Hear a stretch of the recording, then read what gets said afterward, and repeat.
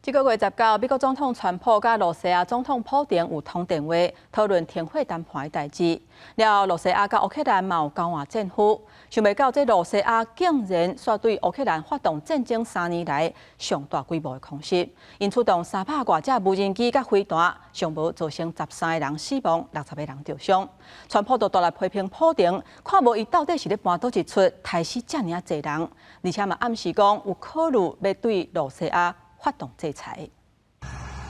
半暝啊，几乎近到小电厝陷入火海，道路上拢是砖仔厝角，天光了后会当看到厝烧甲剩鸡啊，火势也无完全拍花。美国、罗西亚发动的一场攻击，拢总出动298架无人机甲69粒飞弹，锁定13外的州，包括基辅甲近郊，也有南部的尼古拉耶夫、参奥德萨，连西部瓦近利维夫的特诺皮耶也受到攻击。别家附近的波兰拢出动几啊架战机，确保领空安全。Слышала, что сбивали шахеды, а потом взрывы, но я не поняла, что такое свершилось. Дві будівлі повністю знесені. І сестра з чоловіком в реанімації, а діти загинули.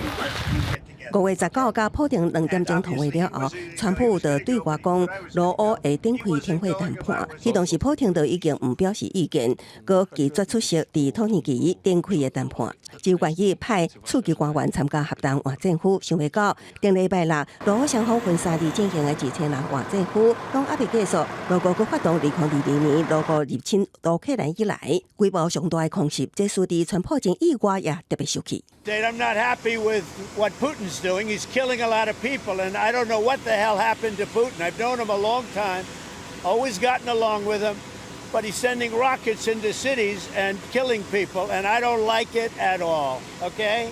川普过去捌呛声要对俄国实施刺激制裁，如果当伊方问到敢是对俄国制裁时，川普虽然暗时有考虑，也毋过看到无顺眼的记者，挡袂牢，佮对呛声。President, what do you want to do about that? I'm surprised. I'm very surprised. We'll see what we're going to do. What am I going to tell you? You're the fake news, aren't you? You're totally fake. 公司新闻，洪如梅编译。